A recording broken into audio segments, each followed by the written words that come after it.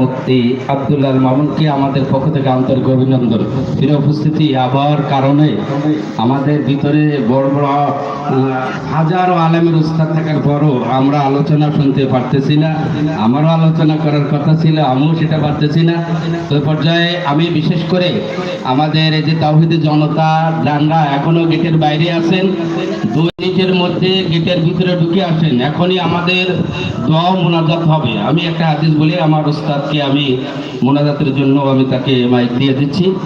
হযরত মুসা আলাইহিস সালাম একটি কবরে পাশ দিয়ে যাচ্ছিলেন। তা দেখতেছেন কবরে আগুন, তার কবরে শাস্তি হচ্ছে। কিছুদিন পরে আবার যখন কবরের পাশ দিয়ে যাচ্ছিলেন, তখন দেখেন যে কবরের শাস্তি নাই, কবরে জান্নাতের বাগিচা বিছানো হচ্ছে। বলি সুবহানাল্লাহ। উনি খুঁজতে খুঁজতে গেলেন, গিয়ে ওই বাড়ি কোথায় খুঁজে বের করলেন। গিয়ে দেখলেন যে উনি ছোট্ট একটা নাবালক শিশু রেখে গিয়েছেন। ওই শিশুটিকে রেখেই সে মারা গিয়েছে। বাড়িতে গিয়ে দিয়ে কবর গৃহ সাজিয়ে নিতে হয়। 17 দিনে পেট ফেটে শেষ পোকার খাদ্য হবে। 7 দিন পরে গোশ থাকবে না, কঙ্কাল পড়ে রবে। 90 দিনে হাড়গুলি সব, 90 দিনে হাড়গুলি সব আলাদা হয়ে রয়। কবর জায়গা ভালো নয়, কবর জায়গা ভালো নয়, কবর জায়গা ভালো নয়। আমল দিয়ে কবর গৃহ সাজিয়ে দিতে হয়। দেহের চেয়ে অহং বড়, লোভ লালসার পাহাড়। হিংসায় জ্বলে বিবেক হলো নফসের কালো আহার।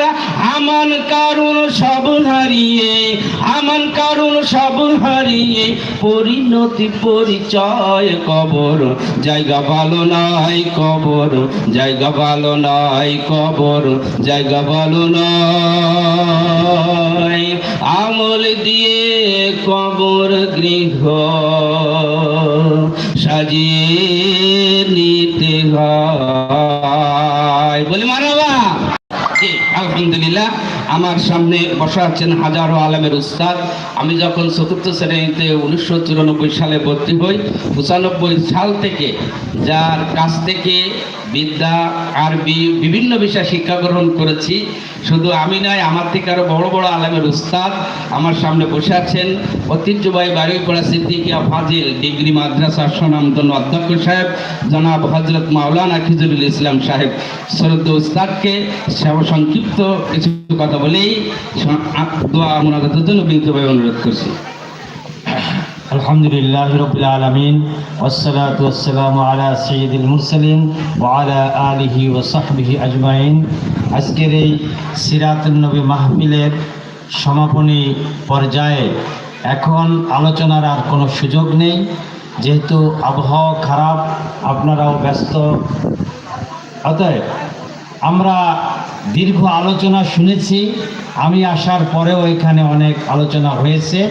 আমি শুধুমাত্র একটি কথা বলতে চাই, তা হলো আমরা এই সিরাতুন নবী থেকে একটি শিক্ষা নেব যে জীবনের সব ক্ষেত্রে আমরা রসুলের আদর্শকে মানব। এটাই হচ্ছে সিরাতুন নবী বা মিলাদুন নবীর শিক্ষা। যদি আমরা নিতে পারি তাহলে এই খিচুড়ি খাওয়াটা সার্থক হবে। তাহলে আমরা কি আজকের এই মাহফিল থেকে আমরা এই সিদ্ধান্ত নেব যে আমরা জীবনের সব ক্ষেত্রে রাসূলের আদর্শকে গ্রহণ করব? সকলেই আমরা বলি যে আমরা রাসূলের আদর্শকে গ্রহণ করব।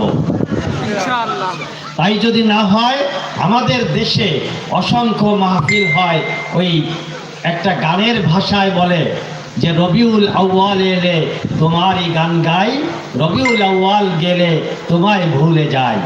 বিবৃতি দেই চড়া দামে, ভালোবাসা যে তোমার নাই, রবিউল আউয়াল এলে শুধু তোমারই গান গাই।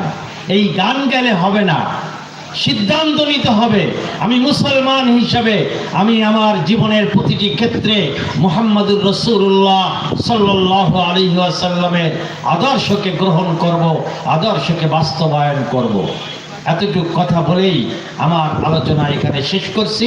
এখন আসুন আমরা দোয়া করব। দোয়ার আগে ইস্তেগফার